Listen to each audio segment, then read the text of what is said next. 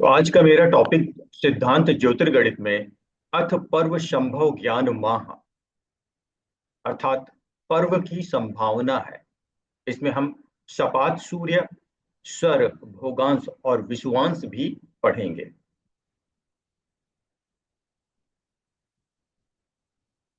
हिंदू धर्म में ज्यादातर व्रत और त्योहार अमावस्या या पूर्णिमा के दिन ही मनाए जाते हैं तथा अमावस्या और पूर्णिमा के दिन ही ग्रहण पड़ने की संभावना होती है। इसलिए यहाँ पर पर्व संभावना का मतलब ग्रहण की संभावना का अध्ययन करना है। इसके लिए कल्प से लेकर कलयुग तक के वर्षों को चांद्रमास में बदल लेते हैं, क्योंकि दोनों प्रकार के ग्रहण में चंद्रमा का ही अहम रोल है।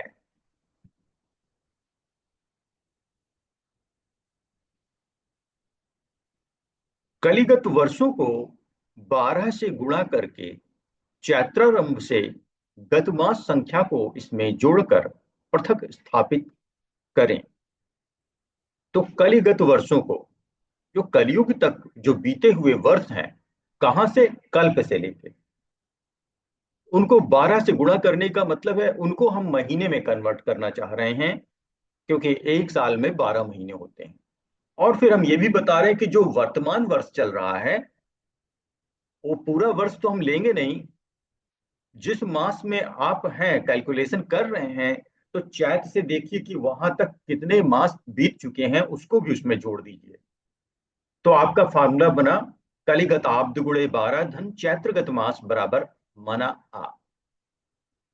इसको हम कहें तो हिंदी में क्या होगा, कल्प से कलयुग तक कुल मास संख्या निकालने के लिए ये बराबर होगा कल्प से कलयुग तक कुल वर्ष गुणे 12 धन जो वर्तमान वर्ष चल रहा है उसमें चैत्र से उस मास तक बीते हुए महीनों की संख्या, ये बराबर होगा माना ए। इस तरह से आपने कल्प से लेके आज तक के जितने महीने बीत गए हैं वो फाइंड कर लिया।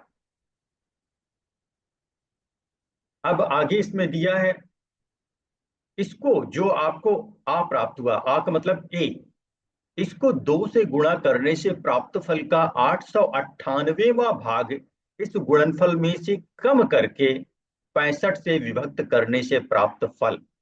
तो देखिए, इसको पहले 2 से गुणा करिए, तो ए को 2 से गुणा करिए तो 2a हो गया। फिर इसका जो दो से गुणा किया उसको प्राप्त फल का 898 भाग, 898 इतना भाग, तो 2a का 898वां भाग इस गुणनफल में से कम करके, इसी 2a में से कम करके। तो कहने का मतलब हुआ, पहले a को आपने दुगना किया, फिर उस दुगने ए का 898वां निकाला, फिर उसको 2a में से घटा भी दिया, तो 2a minus 2a upon 898, 2a आपने कॉमन ले लिया, तो अंदर ब्रैकेट मिलेगा 1 माइनस 1 अपॉन 898। यहां तक पहुंच गए। फिर इसको जो गुणनफल में से कम करने के बाद जो मिला उसको 65 से विभक्त करने से प्राप्त फल।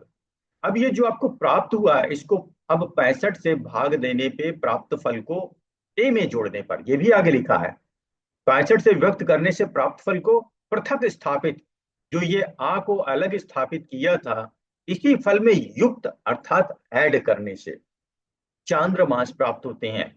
तो अब इस 2a 1 माइनस 1 अपान 898 में हमने 65 से भाग दिया, उस भाग फल को वापस वो पृथक स्थापित फल में जोड़ दिया, युक्त कर दिया। इससे हमें बी मिला, अर्थात चांद्रमास मिल गया।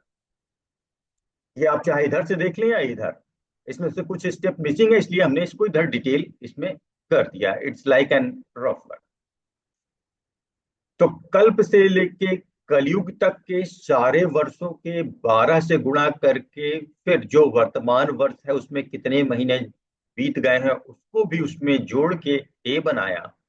फिर उस ए को 2 से गुणा करके फिर उसमें 898वां भाग निकालने के लिए 898 का भाग दिया। फिर उसको उस गुणनफल में से कम अर्थात 2a में से कम किया, ये देखिए 2a माइनस 2a अपॉन 898। फिर उसको 65 से विभक्त, अर्थात इसको हमने 65 से भाग भी दे दिया। अब 65 से भाग देने के बाद व्यक्त करने से प्राप्त फल को पृथक स्थापित फल में युक्त करने पर जो इसको हमने ए माना था उसी में हमने इसको जोड़ दिया, और इस तरह से बी चांद्रमास प्राप्त हो गया। ये यहाँ भी बुक में ऐसा दिया है, आ प्लस टू आ ब्रैकेट में 1 - 1/898/65 इक्वल टू बा या चंद्रमास बी। इन्होंने एक स्टेप मिस किया है जो कि हमने यहाँ दे दिया है कि 2a - 2a/898। अब जो हमें बी प्राप्त हुआ है, इनको प्रथम दुगुना करके 503 युक्त करके प्राप्त फल का 169वां भाग इसी में युक्त करके 3 से विभक्त करें। तो एक एक स्टेप करेंगे। इनको प्रथम पृथक दुगुना करके, अब बा को हमने अर्थात बी को दुगुना किया, 2b किया, फिर उसमें 503 युक्त अर्थात 503 को जोड़ दिया, युक्त मतलब जोड़ दिया प्राप्त फल। अब इस प्राप्त फल का 169वां भाग, तो इसका मतलब हुआ ये जो प्राप्त फल गुणे 1/169, इसको हमने यहां लिख दिया 2b + 503 ब्रैकेट में डाल के इसको 1/169 से मल्टीप्लाई किया, मतलब 2b + 503 डिवाइडेड बाई 169, ये कर दिया। इतना वह भाग निकल आया, इसी में युक्त करके फिर उसको उसी में युक्त करना है, मतलब ये जो 2b + 503 था इसी में हमने धन लगा के 2b + 503 ऐड भी कर दिया। प्राप्त अंशादि होता है, जो अब प्राप्त हुआ आपको वो अंशादि है। लेकिन एक स्टेप इसको और सॉल्व कर सकते हैं। 2b + 503 एक ब्रैकेट में धन 2b + 503 अपान 169 में आप 2b + 503 कॉमन ले लेंगे तो अंदर क्या मिलेगा, 1 + 1/169, यही यहां दिया है। 2b + 503 कॉमन लिया है तो अंदर मिलेगा 1 + 1/169। यहाँ बीच में ये मल्टीप्लीकेशन का चिन्ह है, याद रखिएगा। जब दो ब्रैकेट के बीच में कोई चिन्ह ना हो तो वो मल्टीप्लीकेशन है। और फिर इसमें लास्ट में लिखा है युक्त करके 3 से विभक्त करें, प्राप्त अंशादि होता है। युक्त करने के बाद इसको हम 3 से विभक्त कर रहे हैं, डिवाइडेड बाई 3 कर रहे हैं, अंशादि प्राप्त फल, और जो फल अब मिलेगा वो अंशादि प्राप्त फल होगा। अंशों में मिल गया मान आपको। इन अंशादि प्राप्त फल को 30 से व्यक्त करने से प्राप्त फल रास्यादि स्थान पर स्थापित करें। जो अंश मिले हैं आपको पता है 30 अंश बराबर एक राशि होती है, अर्थात इस अंशादि प्राप्त फल को अगर 30 से भाग देंगे तो आपको राशियां प्राप्त हो जाएंगी। तो अब यही हमने किया, अंशादि प्राप्त फल बटे 30 बराबर राशियादि प्राप्त फल। अब इन अंशों को राशि में बदलने के लिए 30 से भाग देते हैं, प्राप्त फल राशियां होती हैं, क्योंकि सूर्य एक मास में एक राशि का परिवर्तन करता है, अतः बी चांद्रमास बराबर बी राशियां।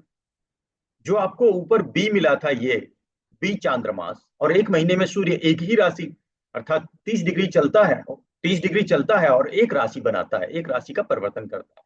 तो जब आपने 30 से भाग दे दिया तो जो राशियादि प्राप्त फल है ये सूर्य द्वारा एक महीने में चली हुई दूरी है, और सूर्य इसको एक राशि कवर करता है एक महीने में। तो इसीलिए हम कह सकते हैं कि जो बी चांद्रमास है वो बी राशियां बन गई।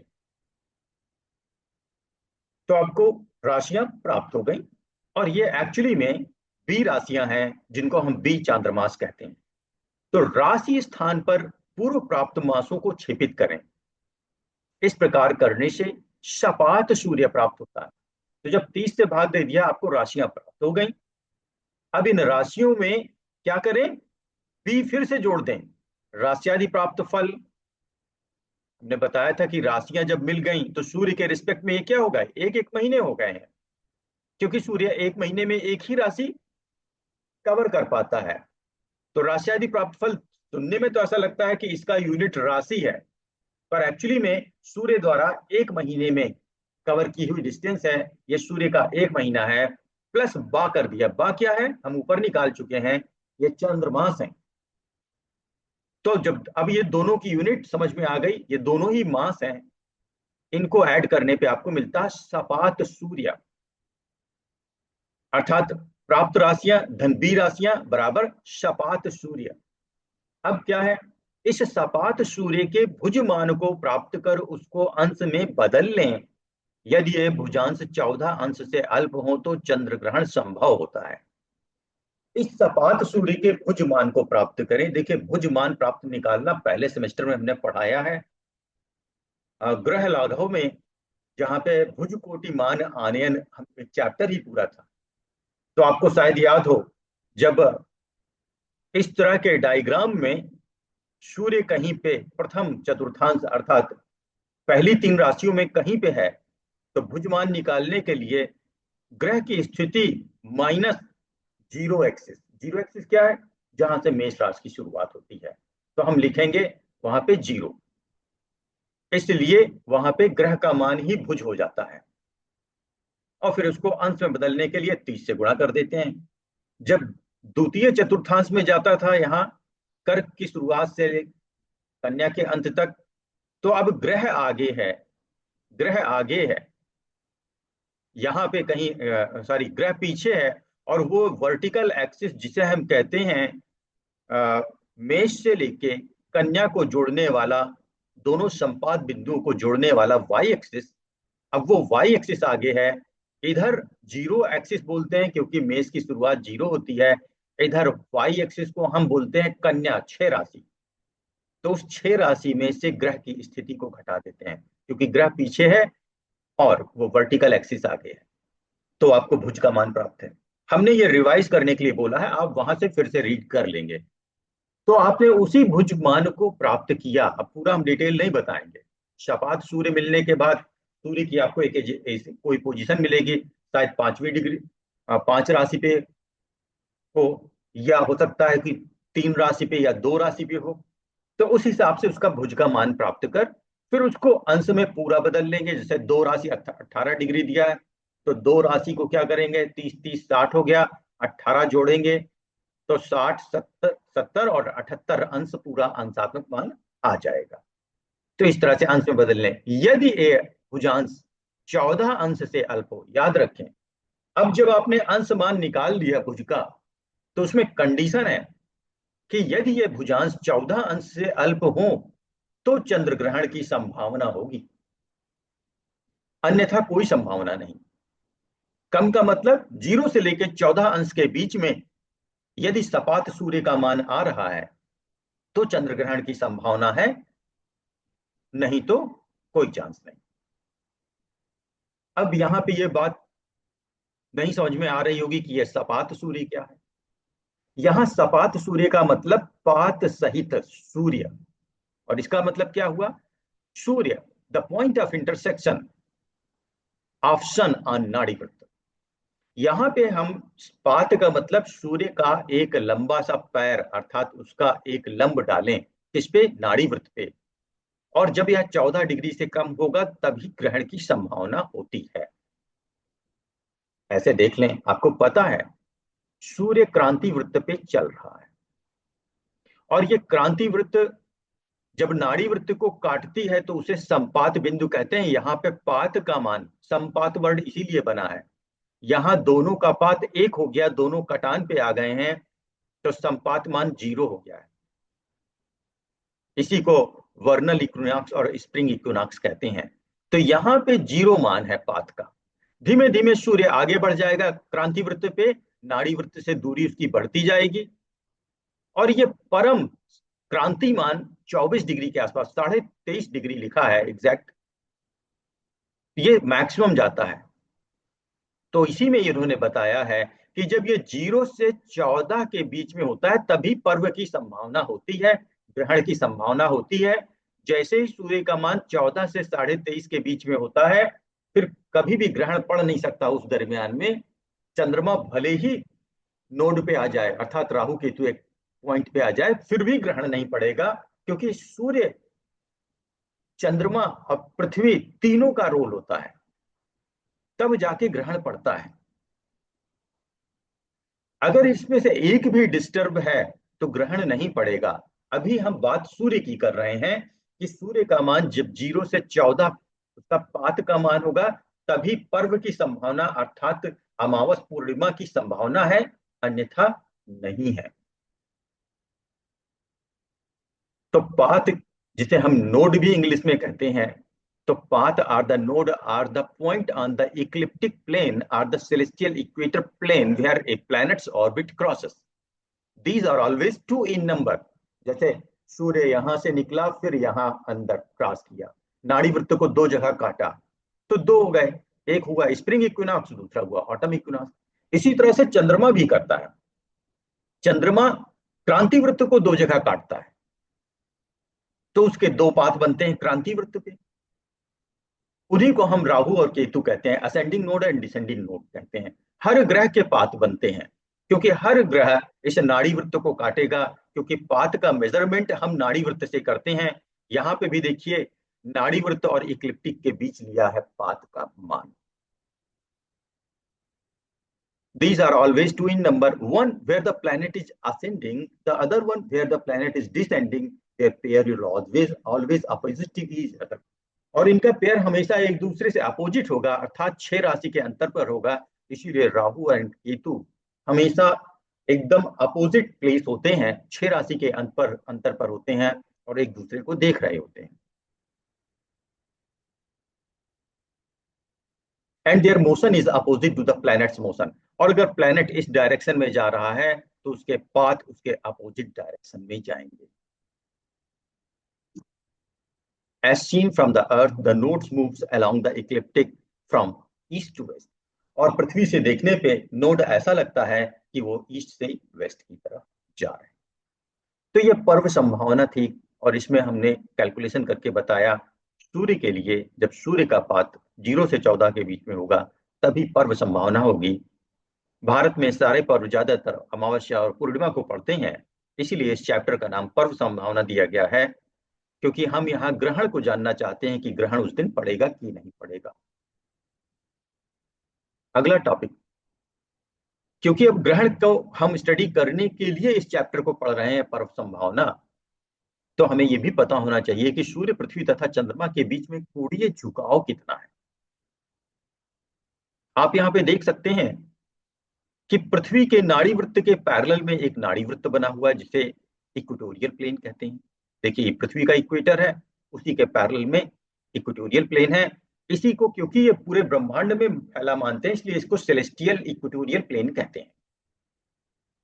जिस ऑर्बिट पर सूर्य चल रहा है उस ऑर्बिट का नाम आपको मालूम है, इक्लिप्टिक है। वो रेड कलर की यहाँ दी हुई है, और सूर्य उस पर बना हुआ, उससे पास होती हुई सीधी दी गई है, यही इक्लिप्टिक प्लेन है। इसको सर्कुलर नहीं बनाया गया है, क्योंकि सब सर्कुलर बना देंगे तो उतना समझ में नहीं आएगा। तो सूर्य वहां पे येलो कलर का नजर आ रहा है, और ये इक्लिप्टिक प्लेन है। इस इक्लिप्टिक से पृथ्वी का जो इक्वेटोरियल प्लेन है वो 23.5 है। अभी इसी चीज को हम ऊपर देख रहे थे नाड़ी वृत्त के नाम से। नाड़ी वृत्त और क्रांति वृत्त के बीच में 23.5। और फिर आप देखते हैं यहाँ पे एक एक्स्ट्रा चीज है, मून।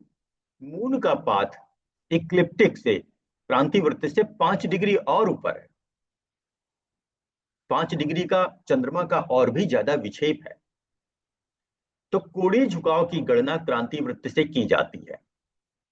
किसी भी ग्रह की कितना कोणीय झुकाव है यह हम हमेशा क्रांति वृत्त से निकालते हैं, और ये हम मानते हैं कि क्रांति वृत्त पे सूर्य चल रहा है, जबकि सच्चाई ये है क्रांति वृत्त पृथ्वी का पाथ है। पृथ्वी सूर्य का चक्कर लगा रही है।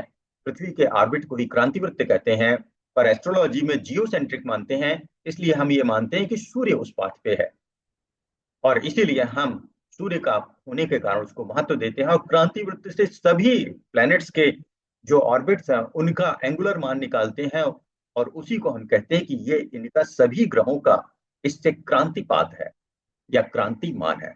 फिलहाल सूर्य के उस क्रांतिपात से पृथ्वी का इक्वेटोरियल प्लेन 23.5 डिग्री है, और चंद्रमा का प्लेन 5 डिग्री ऊपर है। तो कोणीय झुकाव की गणना क्रांति वृत्त से की जाती है। पृथ्वी की कक्षा को क्रांति वृत्त कहते हैं, पर जब हम जियोसेंट्रिक सोलर सिस्टम मानते हैं तब इस क्रांति वृत्त पर सूर्य चलता हुआ मानते हैं। क्रांति वृत्त से नाड़ी वृत्त 23.5 डिग्री, अर्थात सूर्य पृथ्वी के बीच में 23.5 डिग्री है, इसको हम क्रांति कहते हैं। जब यह मान 0 डिग्री तब हम इसे संपात कहते हैं। 2 संपात हमने बता दिए हैं आपको। और जब ये 23.5 डिग्री होता है तब इसे परम क्रांति मान कहते हैं। ये भी आपको पता है कि 22 जून को और 22 दिसंबर को पड़ता है, जब सबसे बड़ा दिन होता है और सबसे छोटी रात। सबसे बड़ा दिन होता है या सबसे बड़ी रात होती है। क्रांति वृत्त से चंद्रमा की कक्षा 5 डिग्री, अर्थात सूर्य चंद्रमा के बीच में ये 5 डिग्री का एंगुलर शिफ्ट है। इनकी दोनों के ऑर्बिट में 5 डिग्री का डिफरेंस है। और वो भी विपरीत दिशा में, जो पिछली वाली बताई है उससे विपरीत। आप देखिए, क्रांति वृत्त से पृथ्वी की जो इक्वेटोरियल प्लेन है 23.5 नीचे है, जबकि चंद्रमा का ऊपर है। इस कारण से इसीलिए हमने लिखा, अतः नाड़ी वृत्त अर्थात पृथ्वी से चंद्रमा की कक्षा 28.5 डिग्री मानी जाएगी। ठीक। अब ग्रहण का क्या होता है कि जब ये डिफरेंसेस खत्म हो जाते हैं तभी पूर्ण ग्रहण पड़ता है। और ये संभव है क्योंकि एक न एक दिन ये सारे ग्रह संपात बिंदु पे जरूर आते हैं। सूर्य जरूर आता है, साल में 2 बार आता है, उनको इक्विनॉक्स कहते हैं। पर कभी तीनों अगर एक साथ आ जाते हैं और तभी ग्रहण पड़ जाता है। उसी की स्थिति को पढ़ने के लिए उसका बेसिक अभी हम आपको बता रहे हैं। अब खगोलीय देशांतर और अक्षांश, ग्रह का निर्देशांक निर्धारण, celestial longitude and latitude locating the planet. तो अब कोई भी ग्रह, कोई भी तारा ब्रह्मांड में कहीं भी हो, तो उसके कोऑर्डिनेट्स या निर्देशांक के जरिए ही हम उसको ब्रह्मांड में ढूंढ सकते हैं। और ये निर्देशांक पद्धति, निर्देशांक ज्योमेट्री जो मैथमेटिक्स है, उसी से निकल के आती है कि हम कैसे किसी के निर्देशांक बनाते हैं। ज्योमेट्री जब आपने पढ़ा, कोऑर्डिनेट ज्योमेट्री, तो वहां पे एक्स वाई प्लेन, और 3D में पढ़ने पे एक्स वाई जेड प्लेन पे आपने उनके पॉइंट्स को स्टडी किया कि पी के कोऑर्डिनेट एक्स वाई जेड है। ब्रह्मांड में इसी को एक्स वाई जेड की जगह हम क्या बोलते हैं, सेलेस्टियल लॉन्गिट्यूड एंड लैटिट्यूड, अर्थात खगोलीय देशांतर और अक्षांश। और उससे हम बता देते हैं कि इस देशांतर और अक्षांश पे ये ग्रह है या तारा है। अभी हम उसी को पढ़ने जा रहे हैं, क्योंकि जब आप ग्रहण पढ़ेंगे तो आप ग्रहों की स्थिति का आकलन करेंगे कि वो कहां पे हैं, जिसके कारण ग्रहण पड़ रहा है। एक ग्रह या तारे की खगोलीय स्थिति को निर्धारित करने के लिए रवि मार्ग अर्थात क्रांति वृत्त के उत्तरी ध्रुव कदम्ब और दक्षिणी ध्रुव को ग्रह से गुजरते हुए एक चाप से इस तरह से मिलाएं कि यह रवि मार्ग को समकोण पर काटे। अब ये आप देख सकते हैं, जो इन्होंने स्टेटमेंट दिया वो आप यहां देख सकते हैं। ये रवि मार्ग है रेड कलर का, क्रांति वृत्त या इक्लिप्टिक। और ये पृथ्वी के पैरेलल, इक्वेटर के पैरेलल सेलेस्टियल इक्वेटर है, जिसको आप नाड़ी वृत्त कहते हैं। ये संपात बिंदु है, वर्नल इक्विनॉक्स। अब कोई तारा है या कोई ग्रह है यहाँ पे, तो जैसा कि अभी हमने ऊपर बताया कि जो हमारा इक्लिप्टिक का, भाई इक्लिप्टिक अगर एक गोला है, पाथ है, ऑर्बिट है, तो इसका एक पोल भी होगा, उसी को हम कहते हैं कदम्ब, नॉर्थ इक्लिप्टिक पोल और साउथ इक्लिप्टिक पोल। तो आप यहाँ पे नॉर्थ इक्लिप्टिक पोल से सूर्य करेंगे, साथ में उस तारे से होते हुए एक लंब गिराएंगे इक्लिप्टिक पे, क्रांति वृत्त पे। तो तारे से क्रांति वृत्त के बीच की लंबिक दूरी को लैटिट्यूड कहते हैं, सर कहते हैं, आकाशीय अक्षांश कहते हैं, सेलेस्टियल लैटिट्यूड कहते हैं। इतने इसके नाम। और लंब जहां पे गिरा, उस लंब के गिरने के स्थान से लेके और जो वर्नल इक्विनॉक्स है, संपात बिंदु तक की दूरी को हम भोगांश कहते हैं, सेलेस्टियल लॉन्गिट्यूड कहते हैं। इनका बहुत ज्यादा उपयोग है, इसीलिए एडवांस में हम पढ़ा दे रहे हैं। तो भोगांश या देशांतर या सेलेस्टियल लॉन्गिट्यूड क्या है, रवि मार्ग पर बसंत संपात से ग्रह के लंब पात की दूरी ग्रह का भोगांश या सेलेस्टियल लॉन्गिट्यूड, खगोलीय देशांतर। अब आकाशीय अक्षांश, जिसे हम सर भी कहते हैं, सेलेस्टियल लैटिट्यूड भी कहते हैं। इसी प्रकार ग्रह से लंब पात, जिसे हम विक्षेप पात भी कहते हैं, कि कोणीय दूरी ग्रह का आकाशीय अक्षांश सर या विक्षेप कहते हैं। और यह ग्रह की स्थिति के अनुसार उत्तर से रवि मार्ग पर पड़ने वाला लंब है यदि, तो यह लंब रवि मार्ग पर ग्रह की उत्तरी या दक्षिणी स्थिति के अनुसार उत्तर या दक्षिण सर हो सकता है। तो कहने का मतलब अभी ये ग्रह इस इक्लिप्टिक के उत्तर में है, तो उत्तर से हम नॉर्थ पोल से लिया इसकी लंबाई, और ग्रह से इक्लिप्टिक के बीच का उत्तर दिशा में पड़ रहा है, इसे बोलेंगे उत्तर सर। पर जरूरी तो नहीं, थोड़ी देर बाद ये ग्रह चलते चलते चलते चलते इधर आ जाएगा। तब हम साउथ की तरफ से इस पे पर ग्रह से होते हुए इक्लिप्टिक पे लंब डालेंगे। अब जो ग्रह से इक्लिप्टिक के बीच की डिस्टेंस होगी तो उसे बोलेंगे दक्षिण सर। तो आप समझ गए, अगर ये साउथ गोलार्ध में है तो दक्षिण सर, और उत्तर गोलार्ध में है तो उत्तर सर कहेंगे। ज्योतिषी के जिन ग्रहों में रुचि है वे सभी रविमार के दोनों ओर 8-8 अंश तक अर्थात कुल 16 अंश चौड़ी विस्तार वाली पट्टी में स्थित हैं। इसका अर्थ यह है कि इनका विक्षेप या सर्ग कभी भी 8 अंश उत्तर या 8 अंश दक्षिण से अधिक नहीं होगा।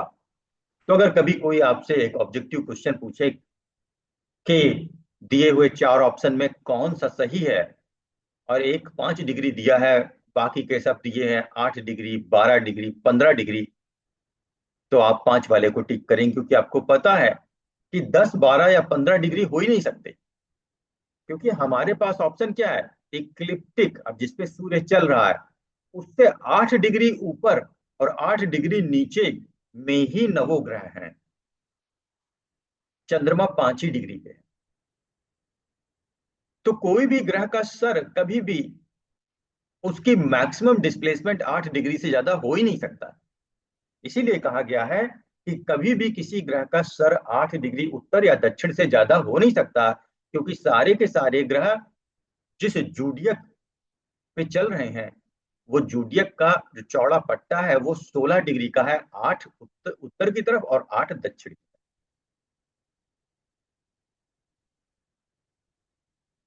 अब अगला एक हम बताने जा रहे हैं, यहाँ पे प्रोसेस वही है, बस अंतर क्या है, इस बार नॉर्थ, क्योंकि हम नाड़ी वृत्त को आधार मान रहे हैं, इस बार हम क्रांति वृत्त को आधार मान के नहीं चल रहे हैं।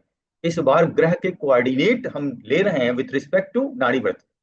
तो इसीलिए ग्रह को जो हम ब्रह्मांड में कोऑर्डिनेट सिस्टम बनाते हैं, there are the 3 coordinate system.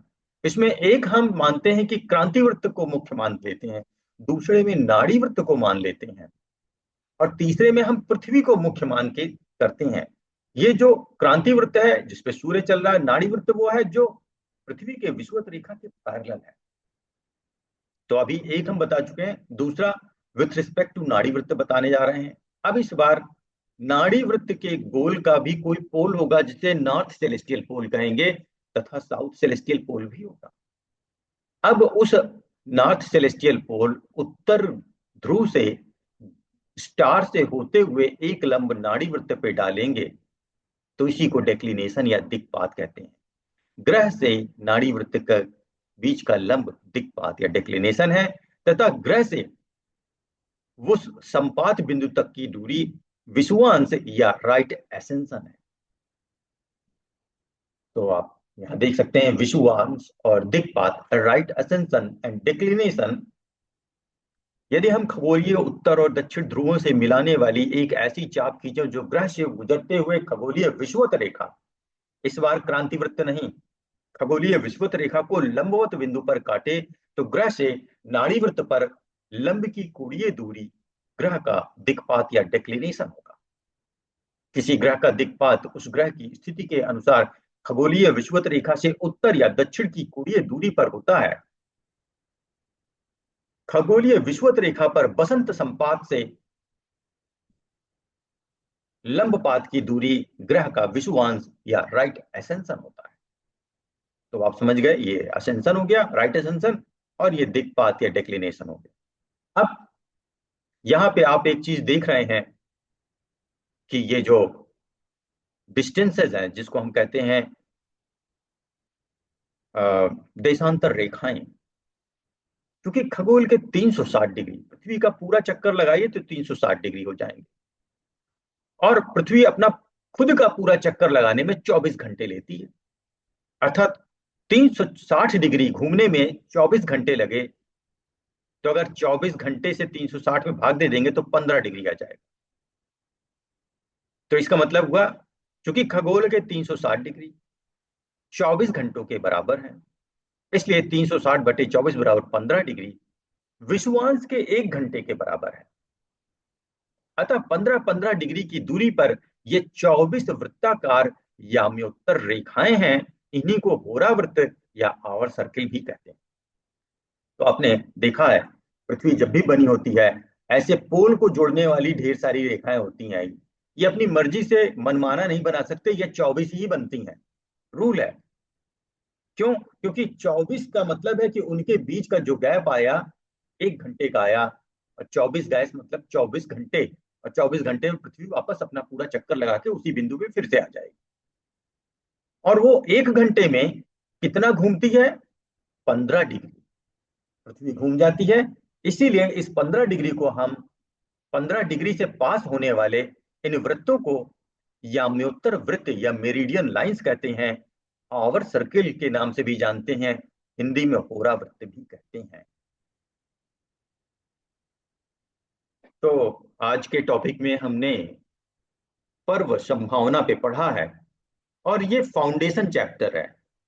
क्यों? क्योंकि अब इसके बाद आप ग्रहण पढ़ेंगे, तो उसका बेसिक स्तर वगैरह पता होना चाहिए। अभी और भी बेसिक्स बताने हैं, तब ग्रहण शुरू हो पाएगा। वो भी शादी ब्याह। जी सर, थैंक यू सर, आपने अच्छे